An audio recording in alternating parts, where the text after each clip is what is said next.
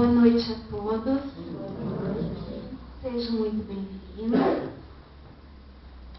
Vou ler para vocês uma mensagem do livro Um Minuto com Jesus, de Pastorina. Imagine um pé de uvas na época da colheita. Vida, frescor, beleza, sabor, alimento.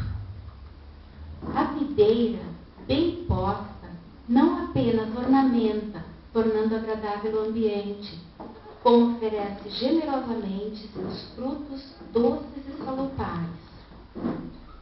Pense numa videira ao amanhecer, prateada de orvalho. Assim é Jesus, o doce Rabi da Galileia. Ele não veio ao mundo para servir à semelhança de frutos plásticos, ornamentais. Veio para alimentar o espírito do povo. Se você já conhece suas necessidades espirituais, procure saborear o Cristo na sombra acolhedora do seu Evangelho.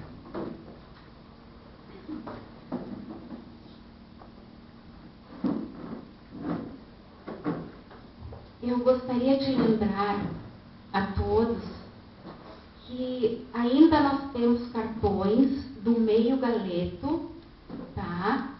O Meio Galeto Beneficente, que vai acontecer no dia 23, tá? Ao preço de R$18. Quem quiser, ainda temos cartões, podem pedir ali para a Ivone e para o Elmo, tá? No dia 23, então, R$23, tá? Vamos colaborar? E desculpa, dia 23, R$18, tá?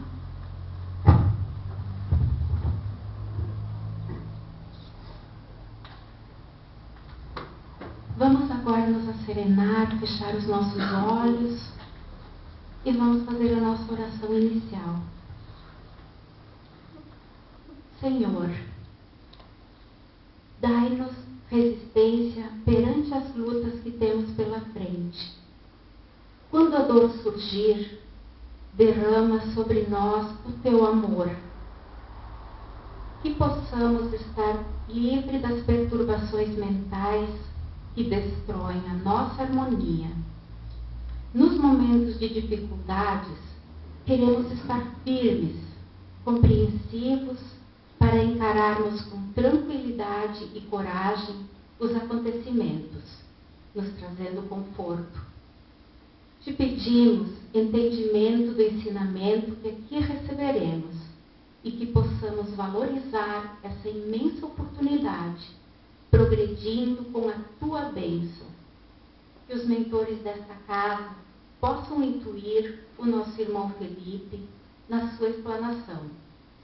Magnetize as águas colocadas em nossa mesa, oferecendo a todos que a beberem energias salutares de fortalecimento e equilíbrio. Que assim seja. Temos hoje à noite o nosso irmão Felipe, tá? Centro Espírita Leão Denis de Lajeado. Bem-vindo, Felipe.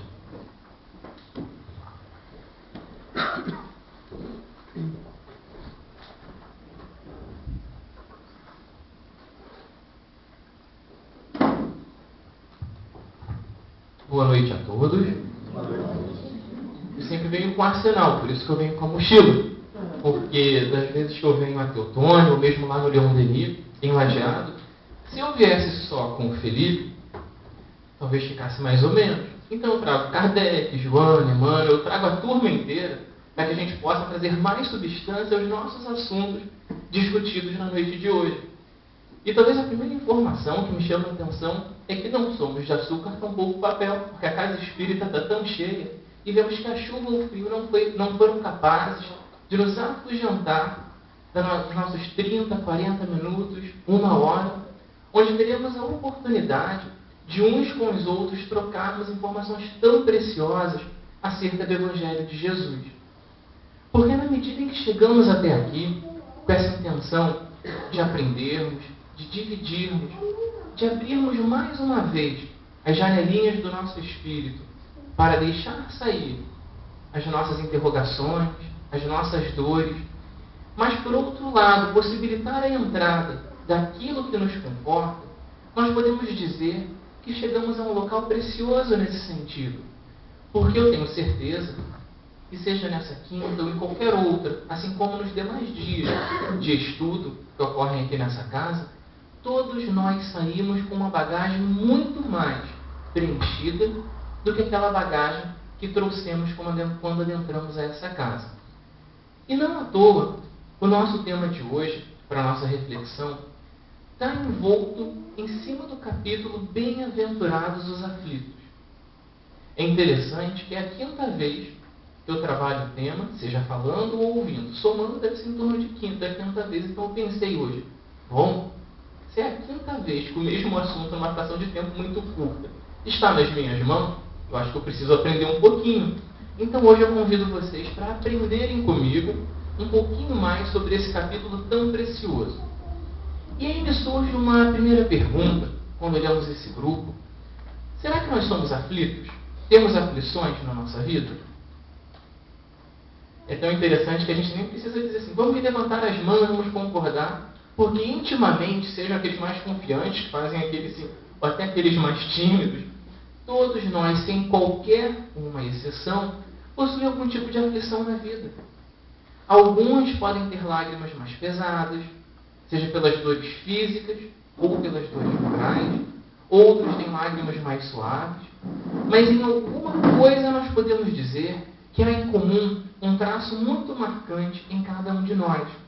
Espíritos em um planeta de provas e expiações, cuja evolução é a nossa necessidade, mas traçamos nesse meio de caminho um trajeto cuja característica comum entre todos nós não é o corpo, não é a família. Podemos dizer, fomos todos criados simples e ignorantes. Ponto 1, partimos da mesma maneira. E fomos fazendo escolhas ao longo da nossa existência. E chegamos aqui hoje por escolha também. Talvez os menorzinhos e a mãe me obrigou. Mas, por enquanto, chegamos todos nós por escolha. Mas existe um outro traço que nos assemelha enquanto espíritos, que é comum a cada um dos indivíduos, que são os nossos processos de dor. Todos nós, seja uma dor pequenina ou uma dor maior, traz em si alguma experiência que muitas das vezes contabiliza aquele aperto, que chega a apertar inclusive fisicamente. Trabalhamos às vezes essa informação como aquele sofrimento. E as perguntas que nos surgem à mente, muitas das vezes, se não formos vigilantes, é: por que sofro? Por que Deus me abandonou nesse caminho? Por que essa trajetória que parece tão espinhenta e tão difícil me molesta tanto? Porque o sol parece queimar tanto a minha pele. E nesse momento, quando entramos nesses questionamentos que nos trazem um processo quase de vitimização, nós entramos como dentro do capítulo Bem-aventurados os aflitos, a questão do bem e do mal sofrer. É muito interessante quando pensamos, o que será que Jesus quis dizer quando disse que bem-aventurados os aflitos? Porque a aflição não é uma coisa boa.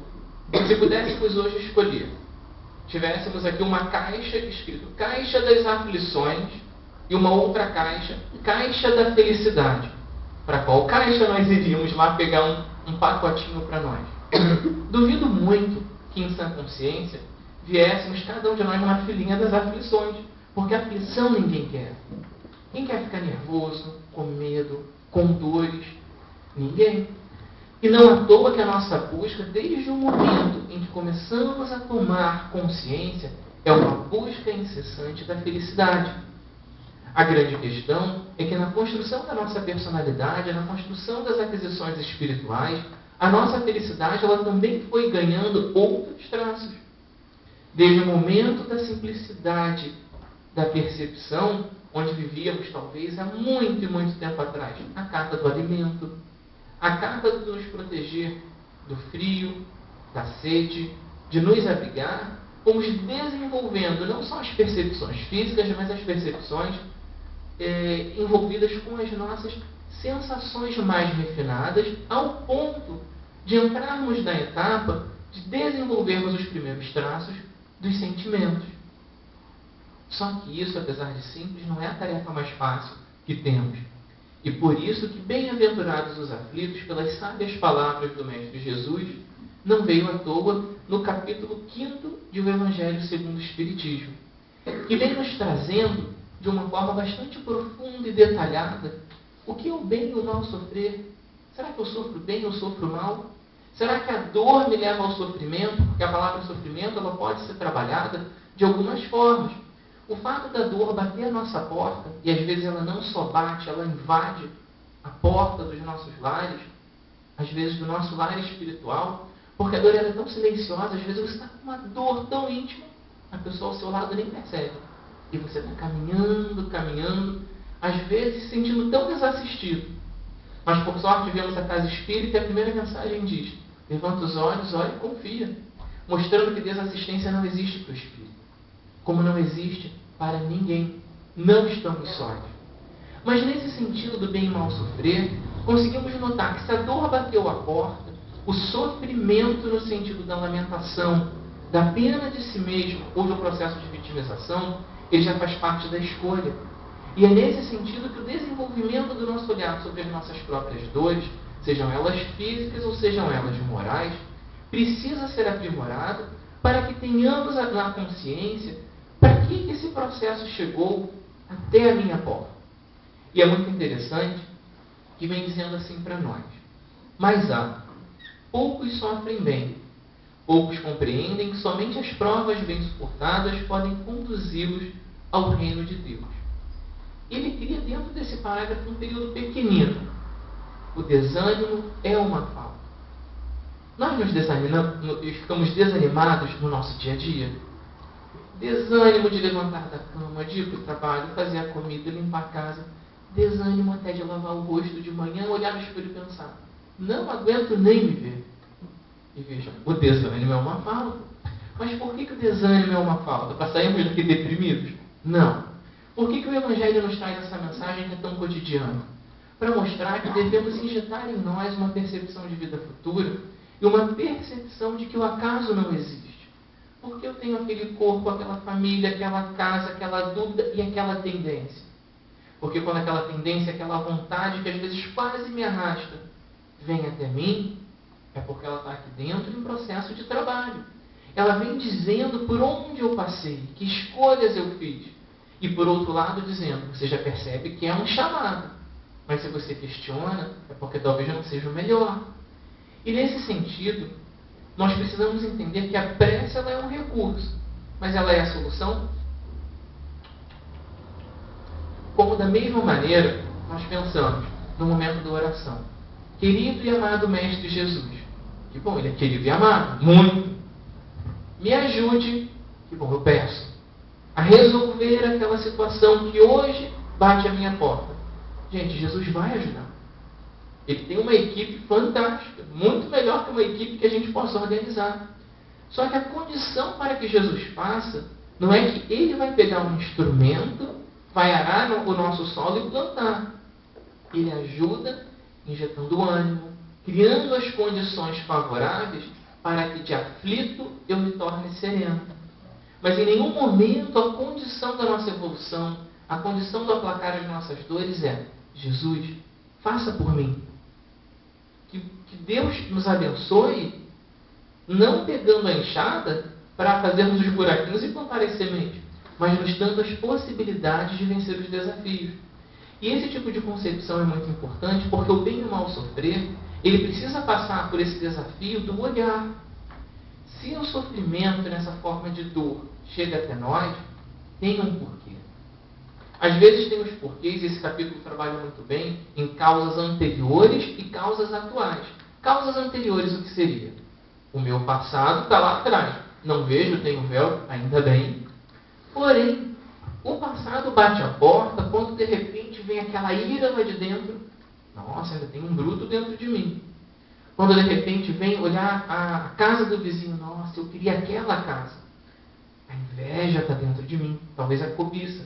Porque diferente daquele que quer crescer e pensa, nossa, que bacana, posso tentar melhorar aquilo que tem. Olha a diferença. Então, o passado bate a porta quando nós vemos uma série de características nossas que precisam ser remodeladas. E essas características, muitas das vezes, elas vêm para serem trabalhadas nas formas das diversas situações que a vida traz. E as causas atuais das aflições? Nós pensamos que tudo vem do passado. O que fizemos hoje do momento em que acordamos até agora? Só plantamos sementes de luz, paz, amor e afeto? Eu não plantei todas. Se de repente alguém aqui plantou, eu vou pedir o segredo, porque já teríamos pessoas muito, muito evoluídas. Eu posso quase que afirmar que no momento em que saímos hoje na nossa caminhada do trabalho, na caminhada dentro do lar, em qualquer caminhada que o dia de hoje nos convidou, plantamos boas sementes. Tenho certeza também que sim. Mas em algum momento pode ser que tenha ocorrido aquele deslize, ainda que pequenino, e ainda que ninguém tenha visto.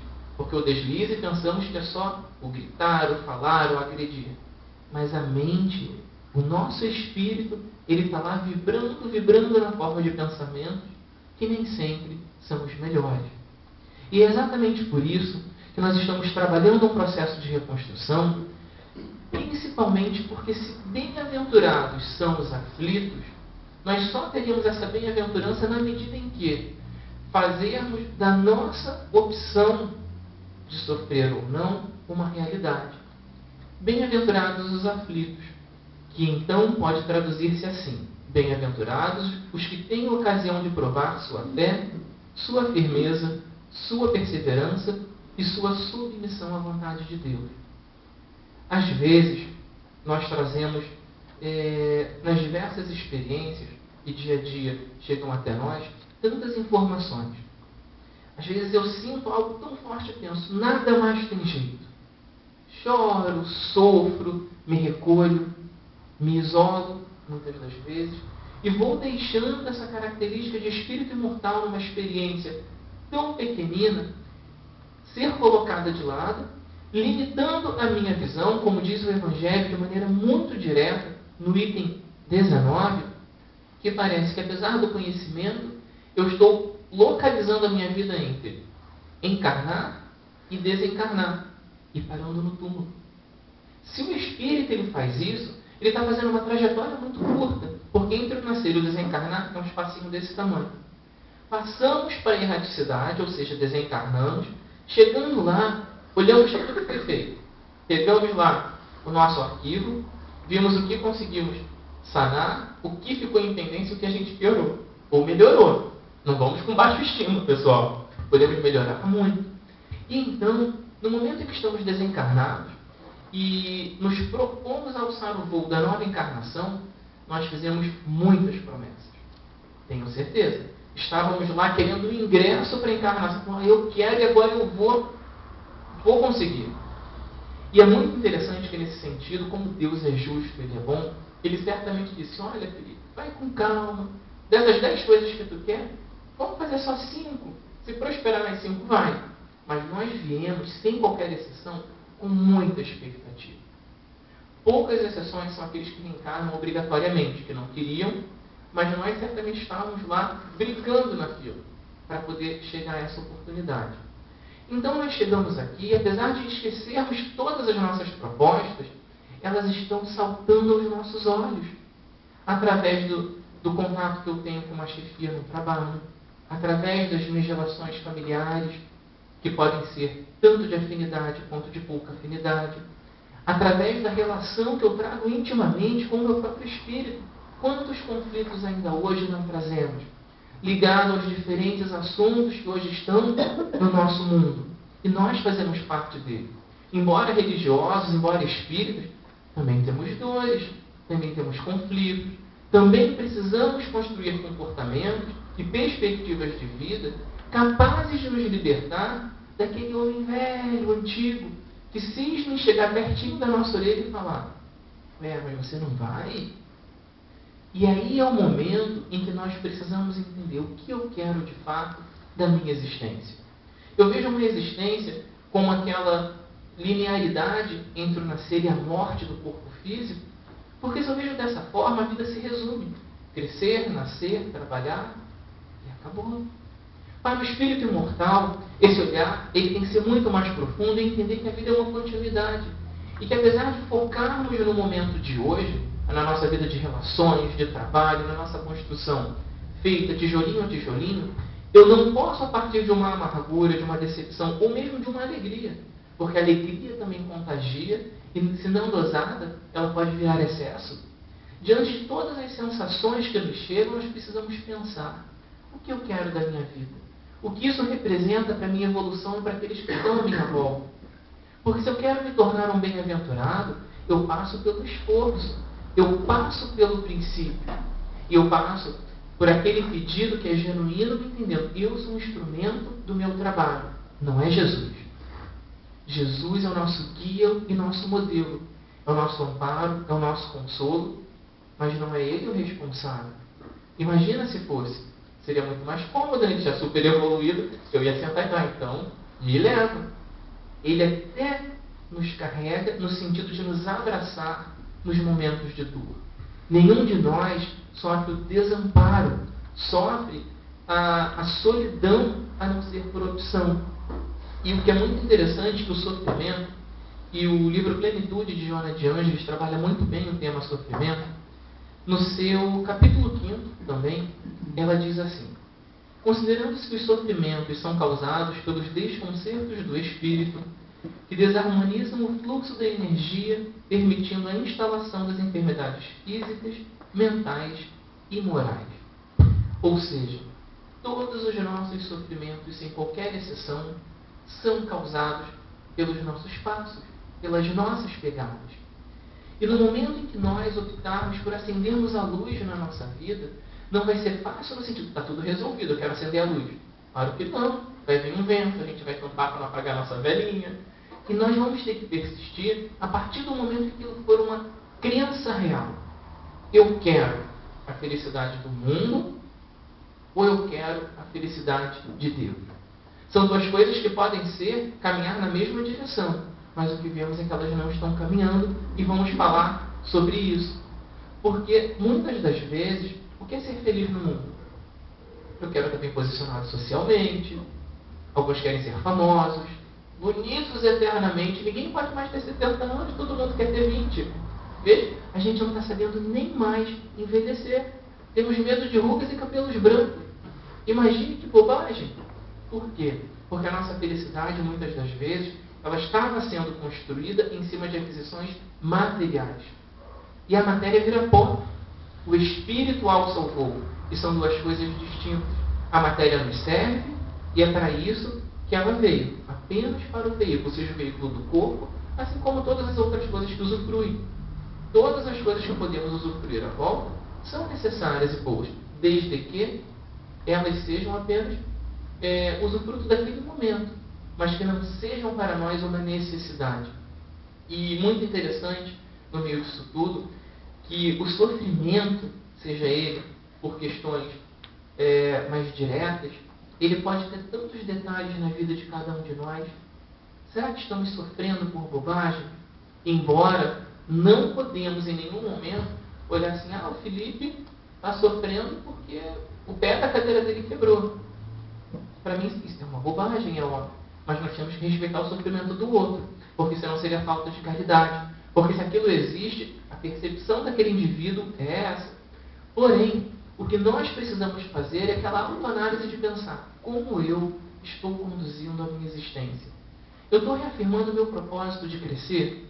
Porque a vida está passando. Olha quantas pessoas à volta desencarnando, quantas faltas de abraço não tivemos, porque a pessoa já foi. Eu falei: poxa vida, eu precisava dar um abraço naquele bem coração com coração, e eu não dei, e a pessoa já foi. Só que ela foi com uma distância que não dá para pegar o avião, só quando estivermos juntos na próxima oportunidade. É muito interessante, eu falei que eu tinha trazido Joana por companhia, mas eu também trouxe Emmanuel, que no capítulo Vinha de Luz, no livro Vinha de Luz, capítulo 4, no capítulo chamado Em Silêncio, tem uma frase, que é um parágrafo, que diz assim: tem cuidado na tarefa que o Senhor te confiou. Emmanuel, para quem conhece um pouco a literatura dele, ele é direto, preciso, mas tem uma doçura, apesar de todo o impacto que a mensagem dele traz. Ele nos alerta assim, tem cuidado, alertou. Na tarefa, que tarefa que o Senhor nos confiou? Todas elas. Falar, ouvir, andar, nos relacionar, conviver, olhar, todas são tarefas. Qual a mais importante? Todas. A gente brinca muito na casa espírita, né? Qual a tarefa mais importante? Todas. Não há diferença. Nós fazemos diferenças por padrões arcaicos espirituais que trazemos. Tudo para Deus tem igual importância. Então, tem cuidado na tarefa que o Senhor, com letra maiúscula, ou seja, não é o Senhor que conhecemos, mas o Senhor Pai, te confiou. E Emmanuel, nessa frase, parece simples e direta, mas ele nos traz um recado tão grande. Quando ele diz que o Senhor confiou, o que ele está nos trazendo de alerta maior? Digamos assim, o Felipe confiou a Nani para fazer uma tarefa lá no Leão Denis. Tranquilo, pessoal, Felipe. Quando nós pensamos que Deus, inteligência suprema, causa primária de todas as coisas, confiou em nós, é uma confiança descomunal. É muita confiança. Não é uma confiança que nós depositaríamos em qualquer um. E de repente, com tudo aquilo que somos hoje, ele conseguiu garimpar a melhor situação, o melhor momento, e acreditem, a melhor forma daquela dor chegar até nós, porque ele confiou. É como se ele dissesse assim, ele apostou as fichas em cada um de nós e nos colocou na existência não para nós errarmos a prova toda. Nós viemos para tirar 10 na prova.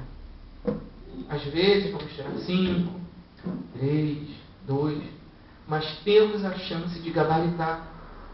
Se não tivéssemos a chance, poderíamos dizer, a carga é maior do que meus ombros. E a carga não é. E vejam que nessa situação de confiança, será que nós estamos devolvendo essa confiança? É tão bom quando alguém confia em nós e nós cumprimos a tarefa, e você vê que a pessoa fica feliz, o trabalho se desenvolve, e nós pensamos, poxa vida, valeu a pena. Imaginemos nós a confiança que Deus teve nos confiando espíritos que ficam sob a nossa orientação, sejam eles filhos, sejam eles aqueles que estão numa situação de uma orientação, até de um atendimento fraterno. É muita confiança. E às vezes nós não estamos nos dando conta de que não viemos aqui para passar de uma forma simples no sentido de pouco fazer. Todos nós, cada um com o seu talento, seja ele qual for, veio aqui para transformar todos os caminhos por que passaram. E não à toa que na sequência do capítulo vem trazendo para nós, no item 20, a felicidade não é desse mundo. E aí falamos assim, a felicidade não é desse mundo. Poxa, a vida estava tão bom. Falou de aflição, mas melhorou um pouquinho, disse que Deus convida. Agora traz essa informação terrível. Vejam bem, quando o Evangelho nos traz a informação de felicidade, e que ela não é desse mundo, nós pensamos, então está todo mundo perdido. Vamos chorar amargurados nas nossas casas. E não é essa a concepção que a página nos traz. E que quando pensamos em felicidade real, plena, aquele que o espírito vai conseguir na medida em que o seu voo for mais liberto, essa é aquela felicidade que no maior exemplo consideramos a felicidade de Jesus, que é o exemplo, digamos, mais top de linha que temos por aqui. O que isso quer dizer?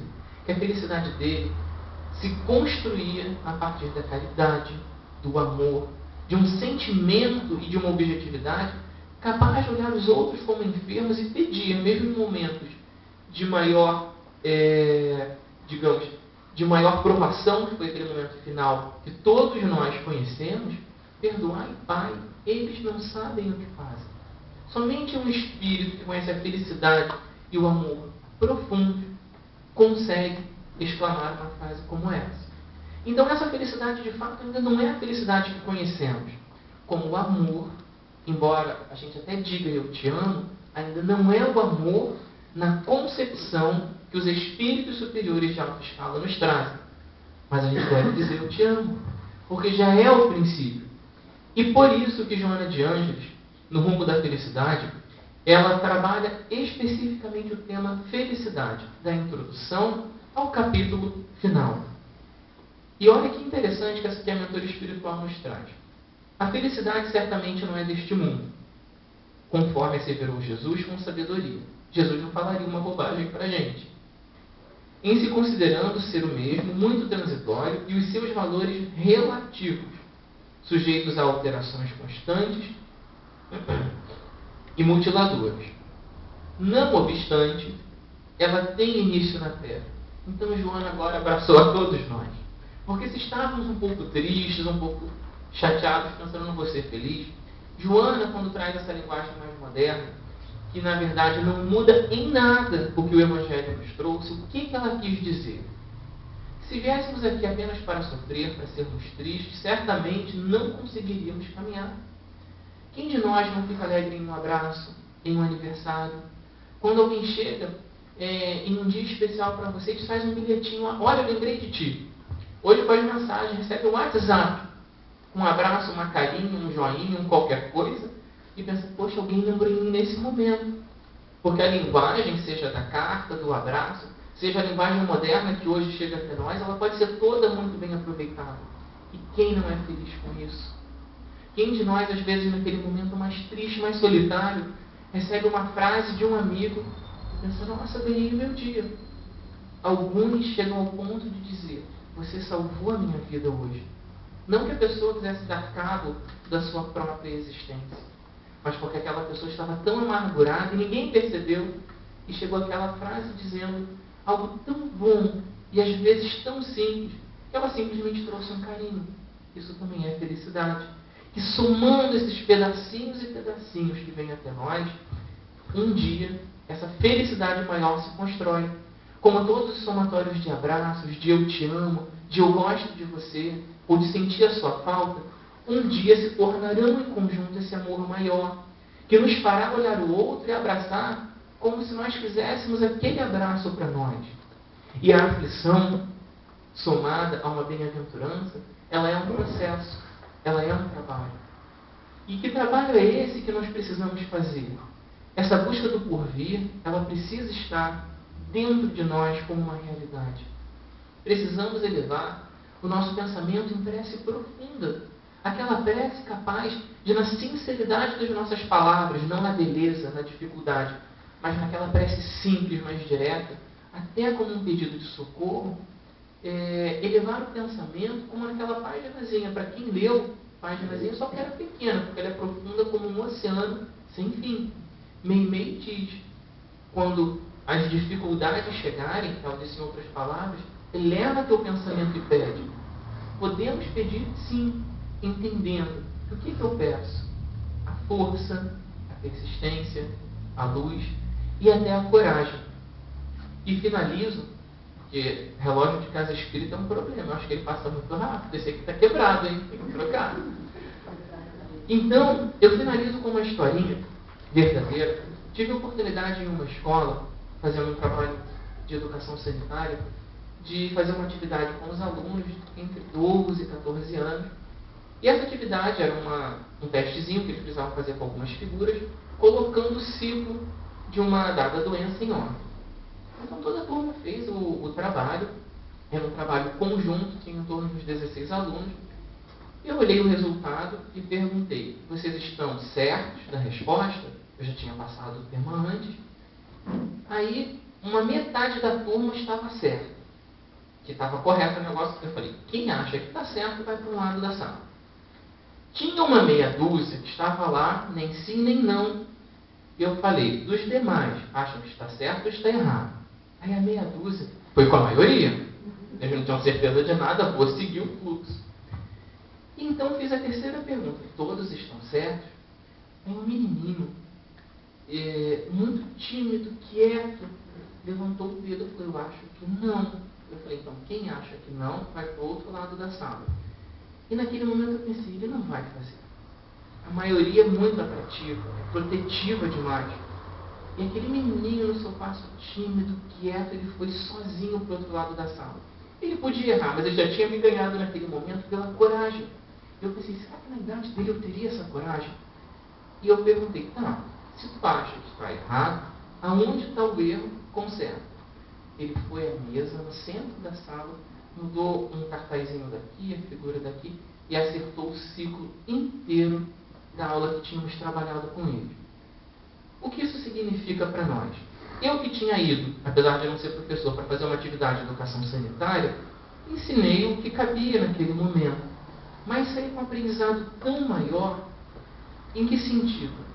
Será que nós estamos indo com a maioria? Será que nós somos aqueles que estavam sem opinião correta e fomos com a maioria também?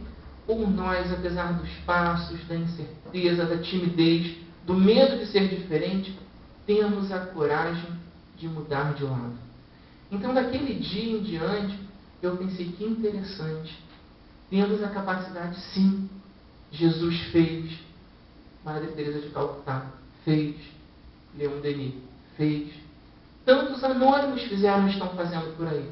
Quantas pessoas fazem sopa de madrugada? Quantas pessoas agasalham quem tem frio? Quantas pessoas recolhem animais? Quantas pessoas pegam o telefone só para dizer para alguém: olha, pensei em ti.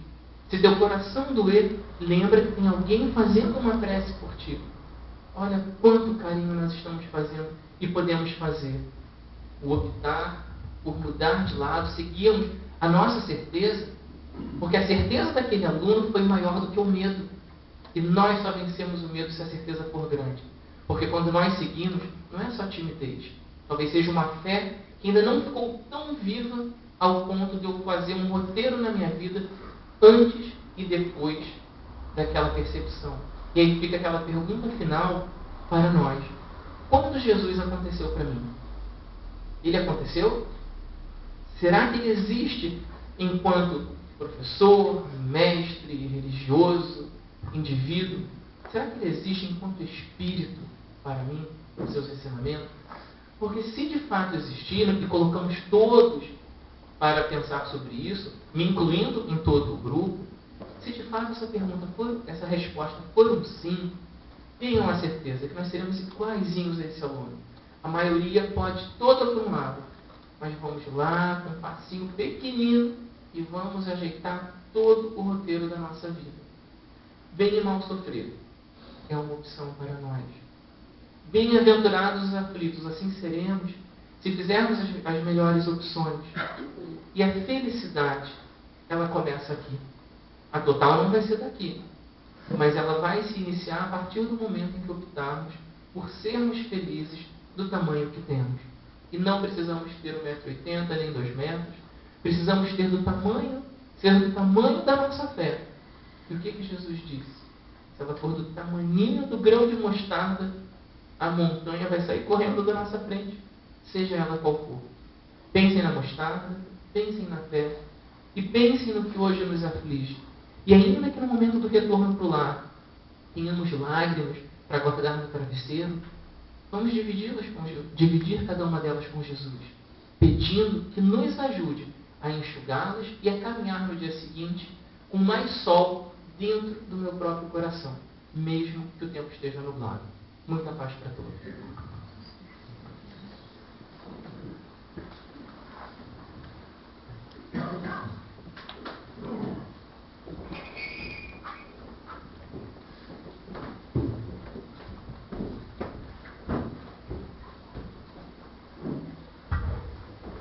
As evangelizadoras podem subir com as crianças.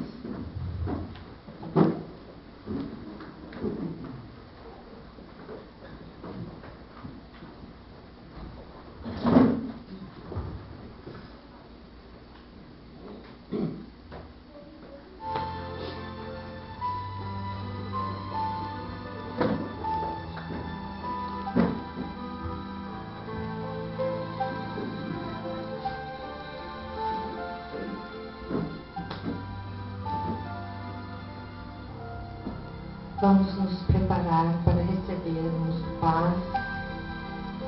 Nós que estamos reunidos aqui na Casa Espírita, também os nossos irmãos da internet, todos unidos com os sentimentos elevados a Deus, a Jesus, o Mestre de amor, e pedir: Senhor, supra as minhas necessidades. Que neste momento eu possa receber energias salutares que me tragam o bem-estar de que estou necessitando. Por alguns instantes, com sentimentos elevados a Deus, ouvindo esta música, vamos receber todas as vibrações maravilhosas que viemos em busca.